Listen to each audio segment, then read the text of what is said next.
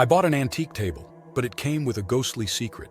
It all started with a seemingly innocent purchase. I was wandering through an old part of town one crisp autumn afternoon when I stumbled upon an antique shop.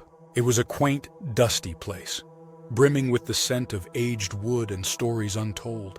Among the trinkets and relics, one piece caught my eye.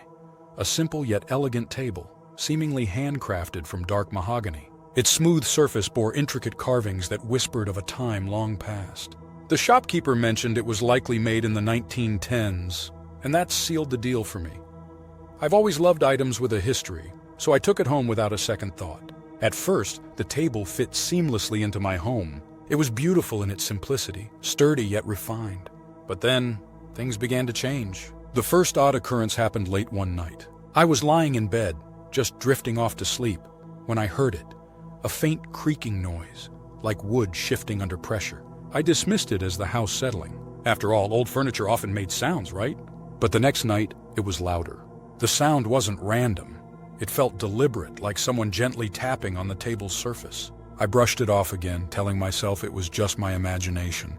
That is, until the third night. At precisely midnight, I woke to the unmistakable sound of knocking. 3 distinct raps that echoed through the silence of my apartment. Heart pounding, I crept out of bed and tiptoed into the living room. The table sat there, bathed in the pale glow of the moonlight streaming through the window. Nothing seemed out of place, but I couldn't shake the feeling that I was being watched. Over the following weeks, the disturbances escalated. Sometimes I'd hear faint whispers, too muffled to understand but chilling nonetheless. Other times the table would shift ever so slightly, its position subtly altered from where I'd left it. Once I returned home to find crumbs scattered on its surface, as if someone had been eating there. My unease grew with each passing day. Then I saw her. It was a little past midnight when I woke to a faint glow emanating from the living room. I crept out of bed, my skin prickling with dread. Standing by the table was a young woman. Her figure was translucent, her beauty ethereal.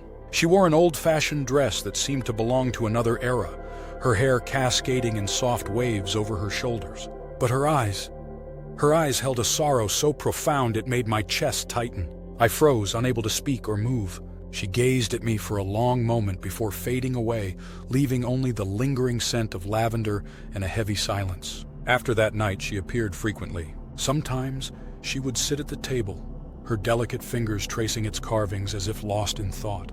Other times, she would stand by the window, her eyes fixed on something unseen.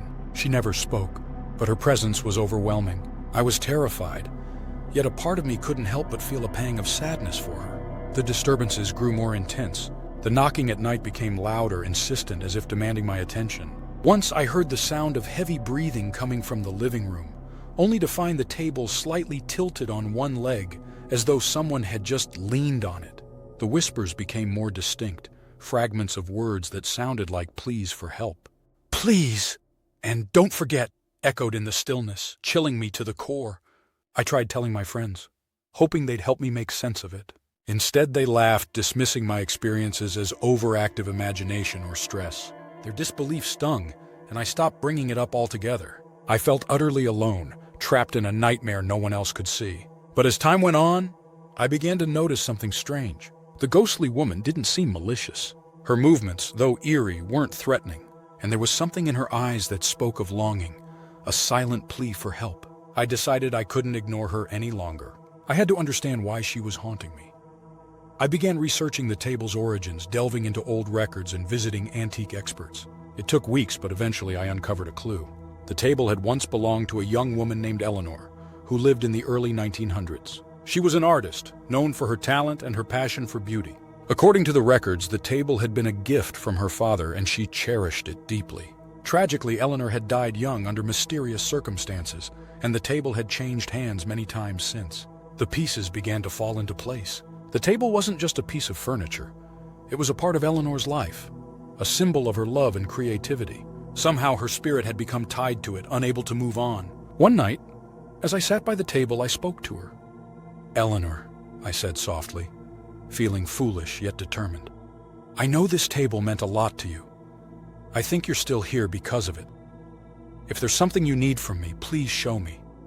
For a moment, nothing happened.